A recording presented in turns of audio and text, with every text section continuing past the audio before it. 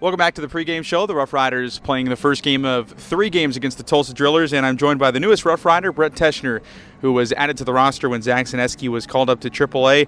Brett, you arrived with the team on Tuesday for the series opener, but you actually weren't here for the start of the game. When did you make it here, and what was that day like? Well, my plane got in probably around 7:15, so I got picked up at the airport and came straight to the field and got a uniform and some pants and came out here and started warming up guys in the pen. And has that ever happened to you? You've made a lot of different trips, and we'll get to it in a moment, around the system here, but is that the first time you've arrived late to your first game with the team?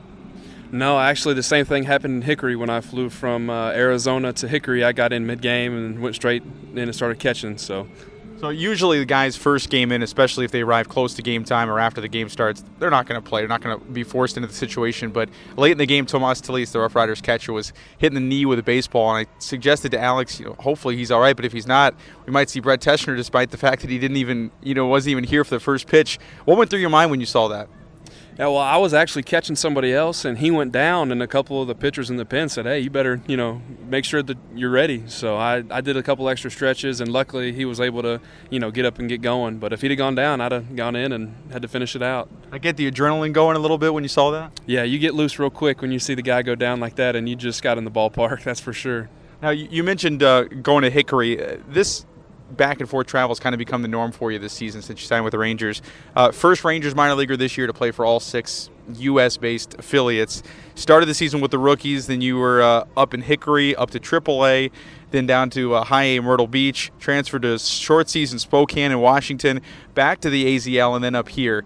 You're racking up the air miles over this summer. Do you even know what time zone you are in on a day-to-day basis? Yeah, getting used to the sleep has been, that's been kind of interesting. Arizona, I feel like I've been about 2 weeks at each place, so you get used to, your schedule, and then gets flip-flopped. But I'm finally getting the hang of it here, and I feel like I'm getting the routine down. So here with Brett Teschner. Brett, guys, for the most part, are going to experience a little more linear path. Start with rookies maybe, or even in Spokane in short season, and kind of make their way up. Since it's all kind of been condensed for you and you've seen almost every clubhouse in the Rangers minor league system now, what's one of the things you didn't expect about little idiosyncrasies with each place that you've realized over the last couple months? Well, I'm a fairly young guy for AA, AAA, and I feel like I've been super excited with how well I've been received at each level. The, managers and the guys in the clubhouse, everybody's been great and very helpful and supportive, and, they know I'm a rookie, and, they're making sure I don't make any dumb mistakes, and it's been nice to have their help.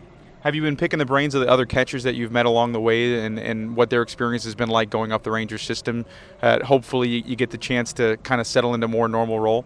Yeah, when I was in Round Rock, I had a great time talking with Chirinos and Whiteside. Those guys they've been there, they've got the big league time, and it was fun to just watch them and how they played the game, and I think I learned a lot in that, short time I was there.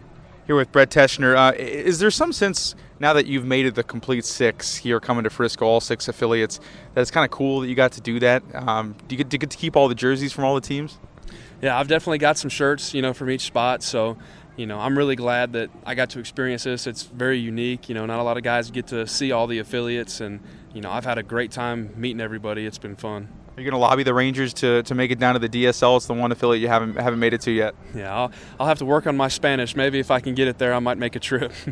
Now, a little bit more serious here.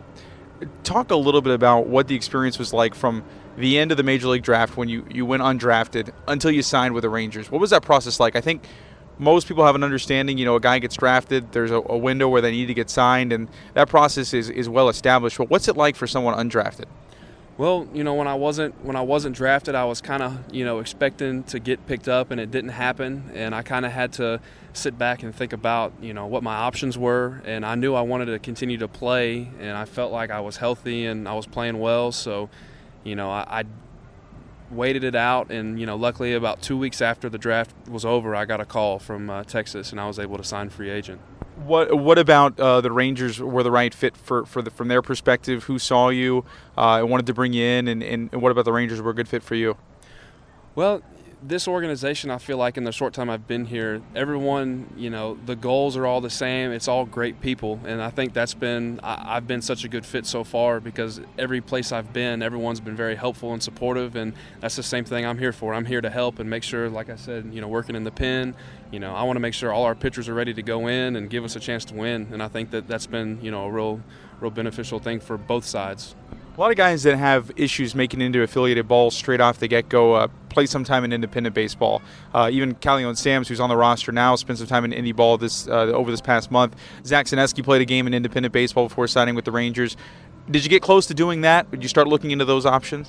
They were definitely options. I was pursuing a couple free agent options before I was going to do the independent ball, but as time was going by, it definitely, I was doing some research on it and, talking to some connections that I'd had because I was definitely, wanting to play this year. Who was a mentor for you along the way? Did you have an agent that was helping you along the way? Were you talking to players that you've met? How did you even figure out how you took each step since it is such an untraditional route? Yeah, I did. I had an advisor that was helping me out as best he could behind the scenes, and I played 2 years in collegiate summer ball in Indiana, and Brian Dorsett, he's a former big league guy. He was with the Yankees and the Reds, and, I feel like he's probably been the most influential baseball knowledge guy with me, and, he was there and he was helping out as well. So there were several people that were, trying to see what options were still out there. And did you ever think maybe your playing days were done, and if so, maybe when they are done someday, what's the next step for you? What do you have in mind once baseball's over? Yeah, that's just the game. I mean, any day could be your last, so you kind of have to take everything day by day. And there were definitely some disappointing days in that 2 weeks where, you realize, well, this might be it. But it's funny how fast things turn around because, my dad's a high school coach in Atlanta, and I was at one of his summer games, and I got the call that night that they wanted to sign me free agent. So, you go from being back where you started high school ball, and now I was on a flight out to Arizona the next day, so it was a pretty cool experience. What went through your mind when you finally found out that the wait was over? You're finally going to sign a professional contract? It was just relief. I'd worked really hard, and all I wanted was just the opportunity to come in and just see what I could do. And when I got the call, it was super exciting, and I was ready to go. I didn't want any time to let it soak in. I was ready to get on the plane and get started. The Rangers farm system is considered one of the best by most publications out there. A lot of talented pitchers. Now, you got to catch guys from all over the place, I'm sure, in the bullpen.